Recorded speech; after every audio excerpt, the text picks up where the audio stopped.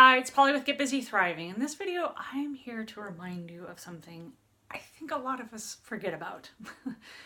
I see it show up a lot in my coaching, and I think it really ties in with the idea of self-trust and self-worth and so many things. But really what I want to share with you in this video is to remind you of your internal guidance system. I believe, and I've learned in studying different teachers, but let's say one of my primary teachers that talks about this the most is Abraham Hicks, and that's our internal guidance system. Our internal guidance system is like a beacon. It's receiving a signal, if you will. It's our beacon, and our compass is another way of looking at it. Our signal from both the future self that we want to be and the future life we want to live, and it's being broadcast to us, I would say, from source, from the universe. And depending on what your beliefs, you may follow this, like it, not like it. Hear me out. So what I have found is our emotions, in a lot of the work that I do with people with eating disorders and recovery and addiction, is they become very afraid of their emotions because largely they don't trust their emotions. They don't trust themselves in their emotions, because what happens in addiction is you begin to do things that you don't like doing after a while. So in the beginning, you sort of formulate some ways of succeeding in life, maybe a strategy for dieting or a strategy for pleasing your parents or something like that. And so you sort of turn off the signals to your body. I know for myself, I turned off a lot of signals from my body, both leaving me with an empty, I called it a hole in my soul, and just a disconnection from my body in general. And I find that a lot of us high achievers, we do that a lot because in order to achieve great things, oftentimes we have to put off short-term gain for long-term gain. And so we get good at saying, well, I've got to get through this, push this. And what it in turn has us doing sometimes is shutting off those signals between our body and our mind, or our heart and our mind, right? Or largely from the universe and to us. And so the internal compass is, like I said, it's like a beacon, it's like a compass, and how it works is, let's say we've created in our future, or created either before we came or as we're creating in this lifetime, what we most want, right? Who we aspire to be, and the things that we aspire to do or have, okay? So as we create those, I believe that they exist. The universe creates them for us. And then that beacon, that compass within us, our emotional guidance system, is there to tell us how on course or off course we are from what we most want and who we most want to be. How that can show up for you is, let's say you find yourself in a moment of loneliness, or you find yourself in sad or something like that. And what is often happening is our minds are thinking something that is contrary to what we most want. We want to feel love and connection, but we're thinking a thought that turns us away from love and connection, from ourselves, from the connection with source, from other people, right? We're saying things like, nobody cares about me, I'll never be loved, I'm not good enough, they rejected me, blah, blah, blah, right? And in that moment, in those thoughts, our bodies are washed with waves of chemicals that represent that emotion, and we sort of do that emotion of loneliness. And if I said, well, what does lonely feel like? It's lonely, I'm lonely. And if we do that and we practice it enough times, that becomes our home state. And those thoughts become easier to think, actually, through law of attraction. We get more of that. The body gets conditioned to those hormones, those chemicals. We get conditioned to that posturing, and we can do that much more easily. So the more we do it, the easier it gets, and the more we practice it, the more we do it, and on and on and on. And what I want to share with you is, as your emotional guidance system is an indication there. So when you're feeling good, your states of positive emotion, your states of positive energy, if you will, meaning you feel turned on, you feel lit up, you feel better than negative states. So let's say neutral is sort of peaceful or calm, right? So that's like zero, ground zero. And then higher states can be everything from hopeful to excited, eager,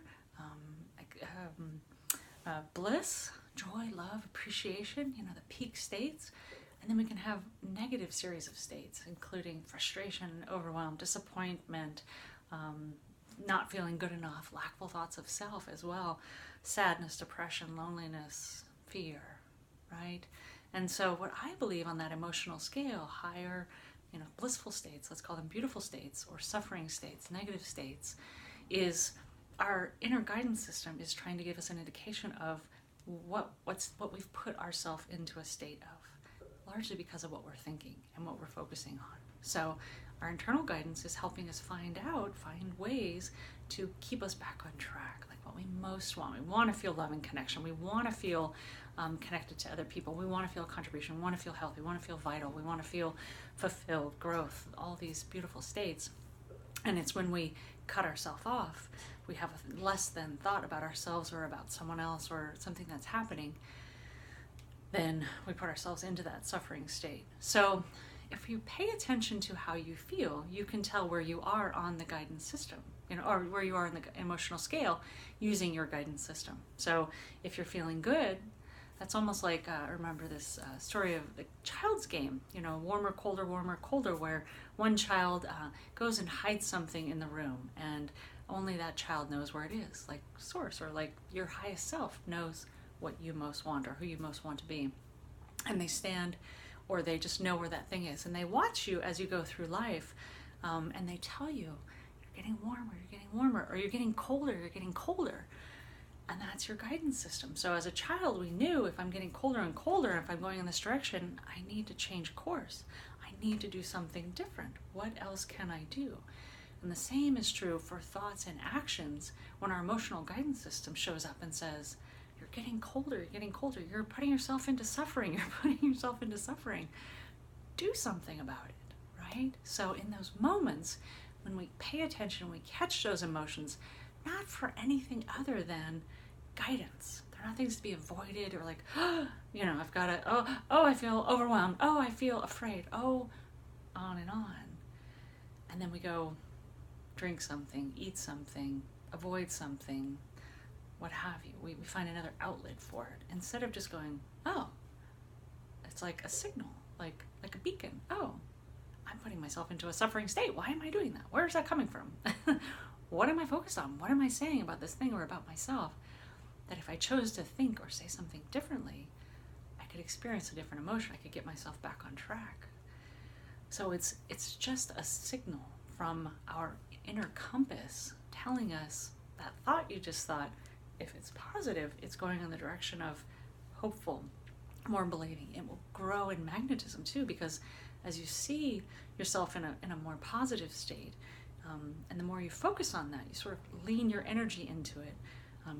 The more you actually lean your energy into it by focusing on it. So by focusing on it when you feel good, that's like building momentum in the direction you want to go. It's like on a little board, a kid's game, you get to jump ahead 6 spaces. It's like go, right? And when we find ourselves in a negative state, it's time to pause and say, reflect, what am I thinking about? What am I focused on? And do I like the results I'm getting? Is that helping me in this relationship with this person or this thing or the something I'm trying to create, or how I feel about myself? Or am I beating myself up? Am I taking a moment to only defeat my own self-esteem, which source, the universe, would never do, the unconditional loving source that it has for you? So when you find yourself in negative states, it's an opportunity to say, oh, reflect. What am I focused on? What am I thinking on? What am I adding my energy to?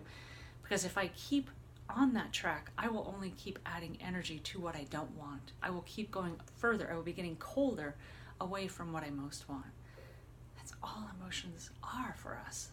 They're washed with chemicals and all these things that trigger guidance from within that we all have. And if we learn to trust it and check back in with it and label an emotion not as a bad thing, not as like, why do I keep responding this way?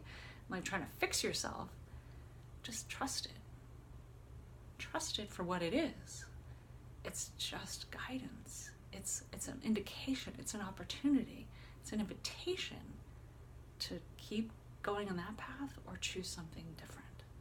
So I hope this has been helpful to you.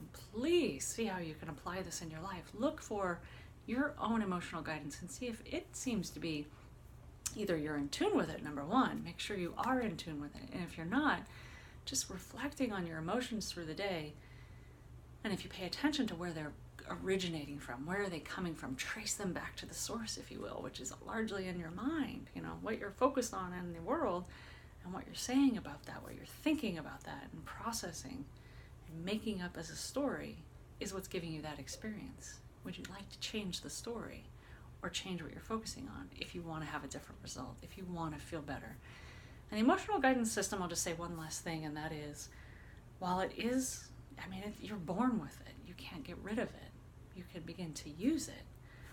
And when you become deliberate, like for me in my life, where I am now is, I just won't, it's not that I won't tolerate feeling in a bad state, but I won't stay there for very long. I know that I can have joyous, beautiful states, and it's up to me to notice it when I'm not and choose differently. Now, there may be an indication of growth or something that I want to explore when I find a negative emotion. What's there for me? Having a disagreement with a loved one or disagreement with yourself, and say, what's that about, right? What's that about? And then just check in with yourself. But it's an indication that there's something out of whack. There's something that you're looking at. There's some way of being that you've taken on that is misaligned with what you most want in your highest self. So use that tool. And if you make the underlying intention that you have throughout your day, I want to feel as good as I can. And when I don't, I want to be present to it, see what's there, and choose better. Hope that's been helpful to you. Enjoy.